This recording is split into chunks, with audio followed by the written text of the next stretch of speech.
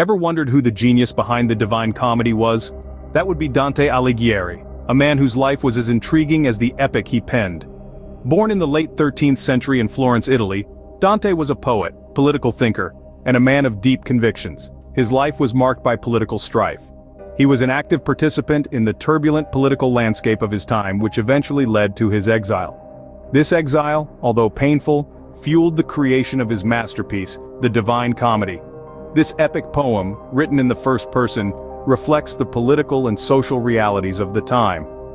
The Divine Comedy is a vivid journey through hell, purgatory, and paradise, but it's also a commentary on the politics and morality of Dante's era. So Dante, a man of his time, used his pen to navigate through the realms of the afterlife.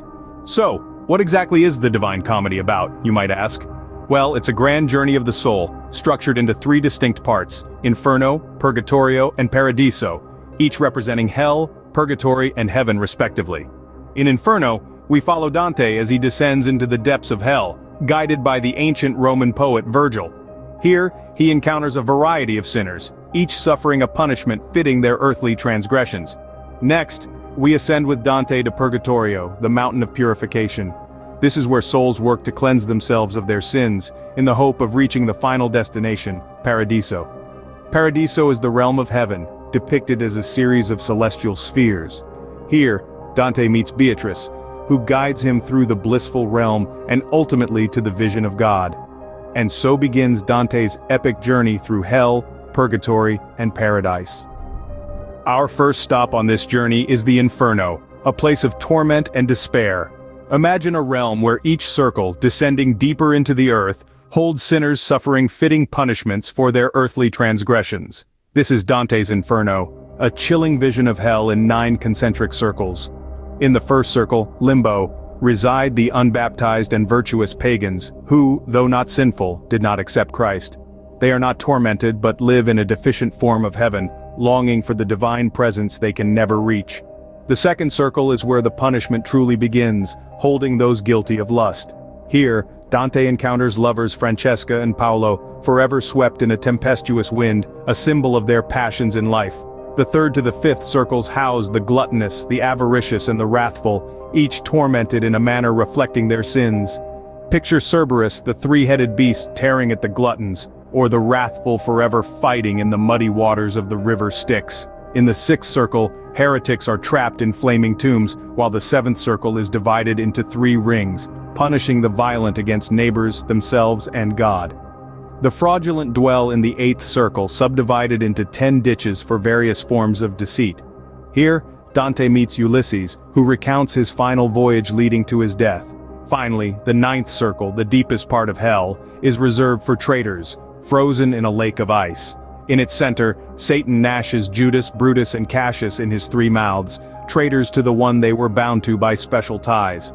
Throughout this descent, Dante encounters historical and mythological figures, each symbolizing facets of human fallibility. Their stories serve as both a caution and a mirror, reflecting our own potential for virtue and vice. Leaving the horrors of hell behind, Dante ascends to the next stage of his journey. But the echoes of the Inferno linger, a stark reminder of the consequences of our earthly choices and the enduring power of Dante's vision. Welcome to Purgatorio, a place of penance and moral correction.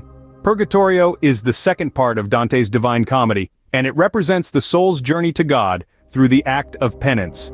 Here, Dante envisions purgatory as a vast mountain located in the southern hemisphere, a place where souls go to cleanse themselves of their sins before entering paradise. Upon this mountain, Dante encounters 7 terraces, each corresponding to one of the 7 deadly sins.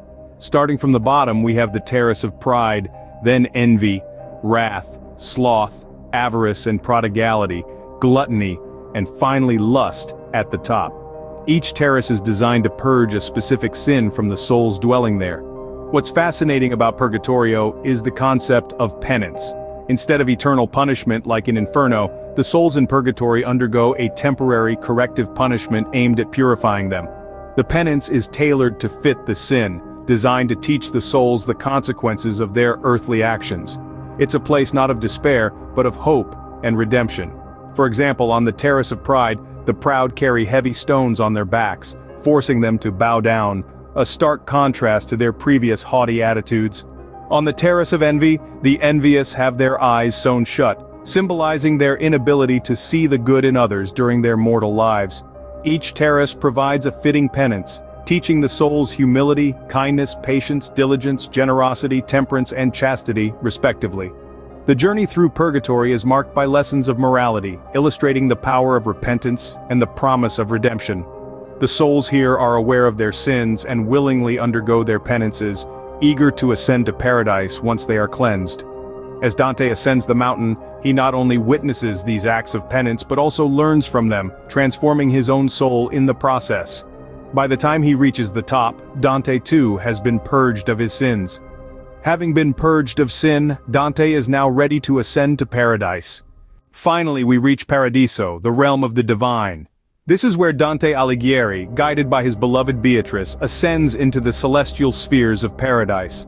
Paradiso is a realm of light, harmony, and divine love, a stark contrast to the dark, chaotic Inferno we've journeyed through. The structure of Paradiso is fascinating. It's divided into 9 concentric spheres that encircle the earth, each corresponding to a celestial body: the moon, Mercury, Venus, the sun, Mars, Jupiter, Saturn, the fixed stars, and the primum mobile. Each sphere represents a level of heavenly blessedness, with the earth at the center, and God at the outermost sphere. As Dante ascends through these spheres, he encounters various souls who have reached their eternal bliss. These are the souls who have overcome their earthly sins and have been rewarded with the grace of God. They share their wisdom and insights with Dante, further enlightening him on his journey. One of the most touching moments in Paradiso is Dante's reunion with Beatrice. She's his guide through paradise, but more than that, she embodies divine love and wisdom. Her presence is a constant reminder of the heavenly reward that awaits those who live a virtuous life. The climax of Dante's journey, however, comes in the final cantos of Paradiso. Here, Dante is granted the ultimate vision of God, a vision so profound and overwhelming that it transcends human comprehension. Dante describes it as a moment of supreme joy and understanding, where he sees the universe as God sees it, bound by love. But just as Dante struggles to articulate this vision, we too grapple with comprehending it. Dante's Divine Comedy isn't just a journey through the afterlife, it's an exploration of the human soul, its potential for sin, redemption, and divine love.